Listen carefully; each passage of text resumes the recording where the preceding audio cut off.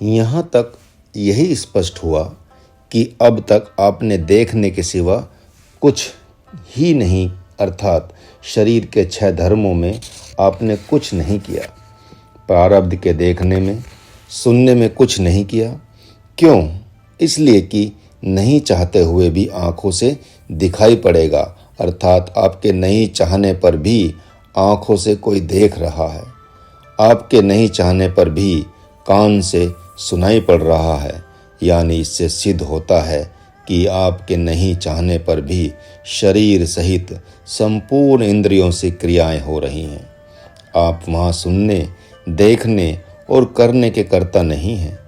जो यह सब कर रहा है वह प्रारब्ध कहलाता है। तब फिर आपका क्या धर्म है? आपका धर्म है मात्र दृष्टापना, अर्थात यह स्पष्ट हो रहा है कि न आप शरीर हैं, न शरीर का धर्म आपका धर्म है, न आप प्रारब्ध हैं, न प्रारब्ध का धर्म आपका धर्म है। हाँ, यह स्पष्ट हो जाता है कि आपका होना सिद्ध है कि आप हैं। यहाँ तक सिद्ध हो गया कि आप दृष्टा हैं, क्योंकि आपके आश्रित होकर ही प्रारब्ध करता होता है और प्रारब्ध के आश्रित शरीर करता होता है। अब फिर कहा जाता है कि यदि दृष्टा न होकर कुछ समय के लिए आप कर्ता हो जाते हैं तो विशेष क्रिया से क्षुद्र कर्ता भाव को काटकर आप परम कर्ता एवं परम दृष्टा रूप हो सकते हैं। गीता अध्याय 13 के अनुसार जब तक आप मात्र उपद्रष्टा हैं तभी तक आपके ऊपर प्रारब्ध भारी पड़ रहा है, अर्थात जब तक आप एकमात्र दृष्टा हैं तो प्रारब्ध आप पर शासन कर रहा है। लेकिन बीच में जब विशेष क्रिया से आप कर्ता हो जाते हैं तब आप ही प्रारब्ध पर भारी पड़ते हैं, अर्थात वह कमजोर हो जाता है और आप बलवान हो जाते हैं। वह आँख के माध्यम से कर्ता होता है, कान के माध्यम से कर्ता होता है, तो आप उसके धर्म को रोक तो सकते नहीं हैं, और जिसके धर्म को आप रोक नहीं सकते तो फिर सच में कर्ता कैसे हो सकते हैं? यह विचार का विषय है। उसी के समाधान के लिए कहा जाता है कि प्रारब्ध के धर्म को आपने अपना मान लिया है। जैसे देख रहा है प्रारब्ध और आप कह रहे हैं कि मैं देख रहा हूँ, तो मैं देख रहा हूँ, इसी भाव को छोड़ दें। मैं सुन रहा हूँ, इसी भाव को छोड़ दें। मैं खा पी रहा हूँ, मैं सो रहा हूँ, जाग रहा हूँ, मैं जा रहा हूँ, मैं आ रहा हूँ इत्यादि समझना छोड़ दें तथा इन संपूर्ण क्रियाओं का कर्ता प्रारब्ध को मान लें। जिन्हें आगे बढ़ना है साधना में, इसे नोट कर लें और चिंतन का साधन बनाएं। महाराज ने शरीर और प्रारब्ध के धर्म को प्रकाशित करके अब आत्मा के धर्म को प्रकाशित करना प्रारंभ किया है। सहज धर्म और असहज धर्म, ये 2 धर्म हैं। आत्मा का दृष्टा होना उसका सहज धर्म है, लेकिन दृष्टा होने मात्र से प्रारब्ध उस पर भारी हो गया है। अतः आपके स्वभाव के विरुद्ध दृष्टा कर्ता हो रहा है। कर्ता कैसे हो रहा है वह? तो कहते हैं कि इसको जानने के लिए जो संत परम दृष्टा हो गए हैं उनके पास जाएं। गीता अध्याय 4 और गीता अध्याय 13 और उनसे ज्ञान तथा क्रिया लें। जिस शरीर के माध्यम से प्रारब्ध अपना काम करता है, अपना प्रयोजन सिद्ध करता है, उसी शरीर से आप अपना प्रयोजन सिद्ध करें। सद्गुरु के पास जाना है, इसलिए कि जो शरीर प्रारब्ध का साधन बना हुआ है, अर्थात जिसके माध्यम से वह शब्द, स्पर्श, रूप, रस, गंध का सेवन कर रहा है, उसी शरीर से अब आपको अपना प्रयोजन सिद्ध करना है।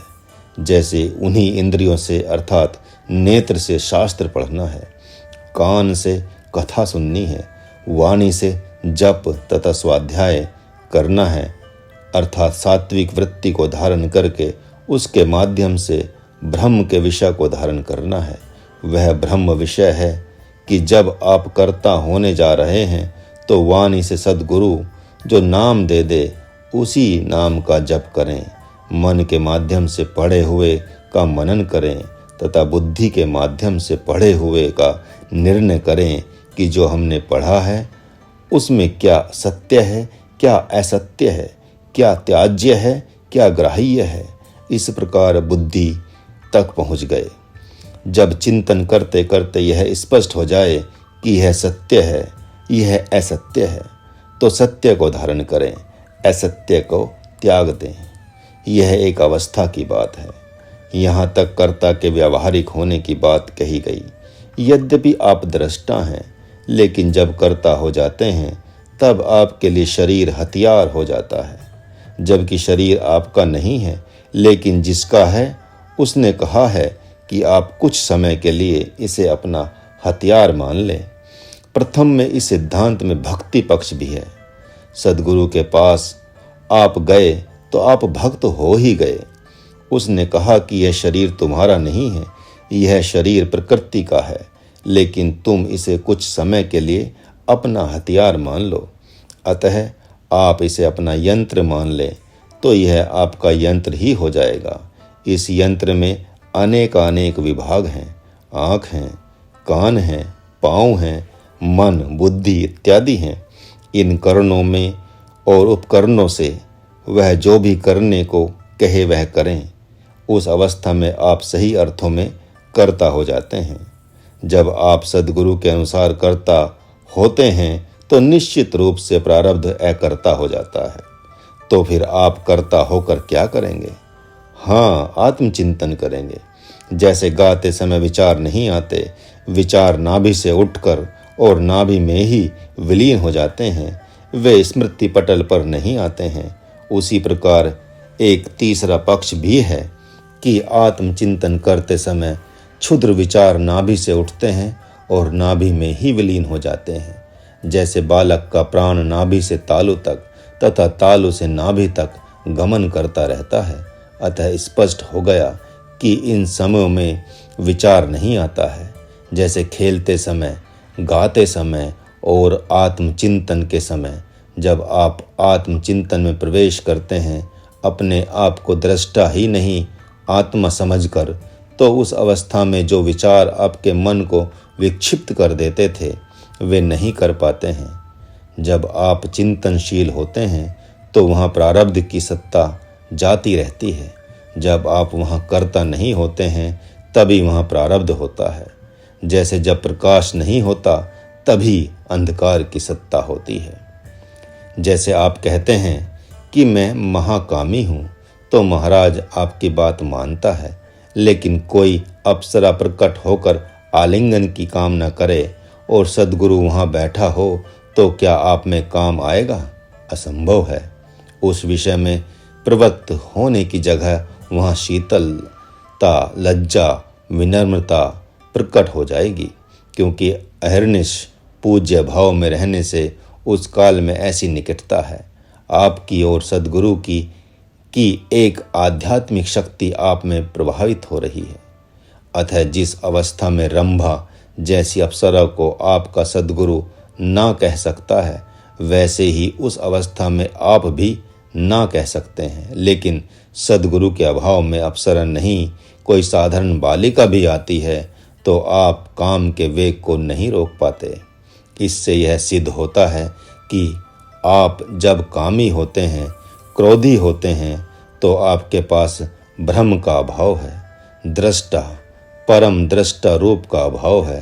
सद्गुरु सगुण रूप में ब्रह्म है। भक्ति पक्ष को लेकर कह रहा है महाराज, सद्गुरु के पास आप भक्त होते ही हैं। ज्ञान योग की बात कह रहा है, लेकिन ज्ञान योग बिना सद्गुरु के होता ही नहीं। सद्गुरु की उपासना भक्ति पक्ष में आ जाती है।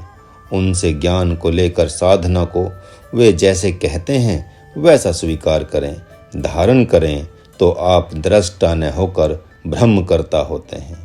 और बहुत साल बीतने पर आप देखते हैं कि शरीर, मन, बुद्धि, चित्त और इंद्रियों पर वैसा ही शासन होता है आपका जैसा कि शासन संतों का होता है। यहाँ तक आपने थोड़े में ही जान लिया कि कर्ता कौन है।